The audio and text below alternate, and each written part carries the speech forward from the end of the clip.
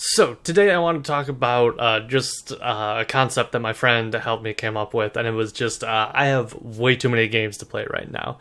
And I'm sure there are people out there that are in the same boat as well, and I would love to hear from you down in the comments below, just how many games you have, how many games you have to play, how many hours, if you go through the whole same process that I'm about to explain to you. But anything and all things, I would love to hear from you down in the comments. Also, if you could like and subscribe to this video if you like the video and you want to see my face more consistently, that would be fantastic. We would love to have you.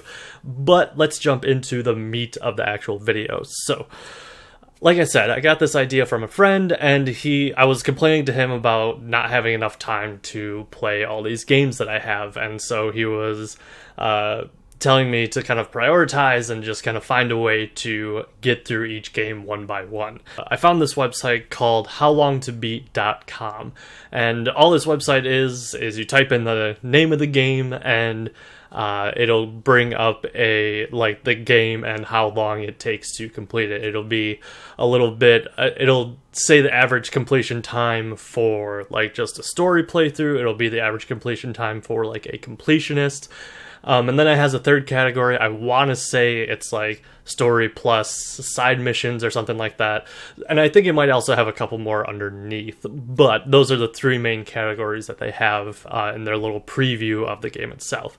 Now, how this website works is that anyone who was willing to would submit their time to the website, and then obviously they would take an average of all the times, whether it was completionist or story or any of the other categories. Now, I made a list of all the games that I have an interest in playing and at least a passive interest in playing. And what I mean by that is a lot of the games that I have were free from like PlayStation Plus or anything like that. Also, a couple from the Epic Games Store.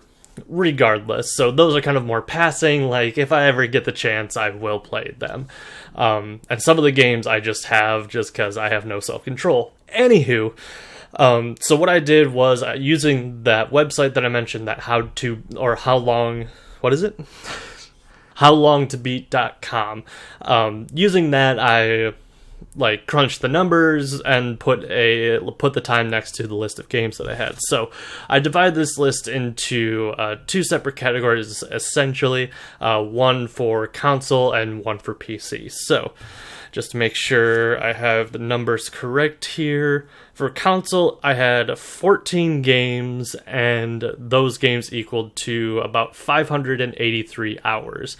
Next, for PC, I had about 20 games that I had on my list, and that is going to equal 643 hours, for a grand total of 34 games and approximately 1,227 hours.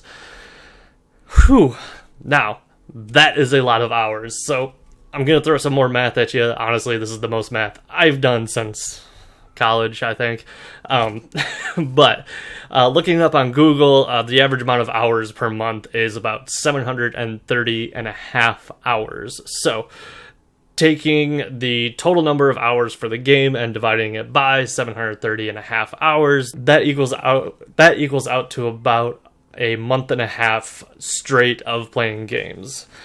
Now, the thing is, there are some flaws with this system, and don't get me wrong, a month and a half of just straight playing games is a lot, and there's some things to keep in mind with this number, because honestly it just means that it's going to take longer. So, things to keep in mind, all of this stuff, all the numbers that I threw at you is honestly based on averages. So the player survey did the average of all of that, and also with a survey, it's not the most reliable sense of data unless they can specifically track the amount of time that they spent in a game. And on top of that, they may say that they went for a completionist, but maybe it was more of a do a lot of the side quests, a lot of the other things, but they didn't actually get everything done. So there could be an error with reporting.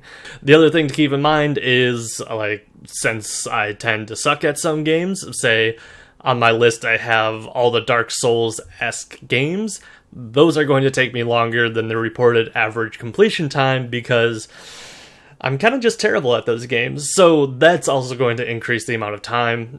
And obviously, I work, I do stuff other than play games with all my time, whether it's hanging out with my wife, hanging out with friends, just doing other stuff. There's a lot of other things that can get in the way. So honestly, a good conservative estimate is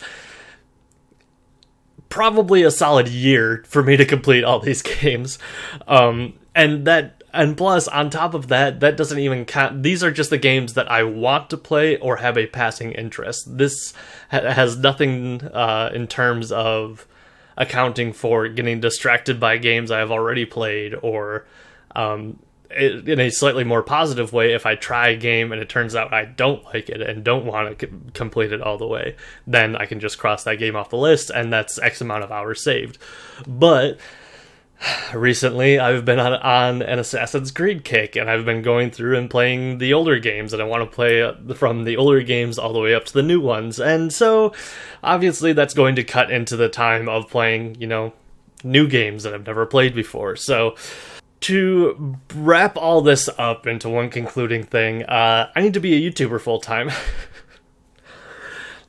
No, at least not at this point in my life. Anywho, yeah, long story short, it's just going to take a long time for me to complete all these games, and there are going to be new games coming out, because it is currently the end of July, so that means that the gaming season will be coming shortly, as much as I kind of hate that, but it's going to be coming nonetheless, and new fun games are probably going to distract me even more, so this whole process is going to just take even more time.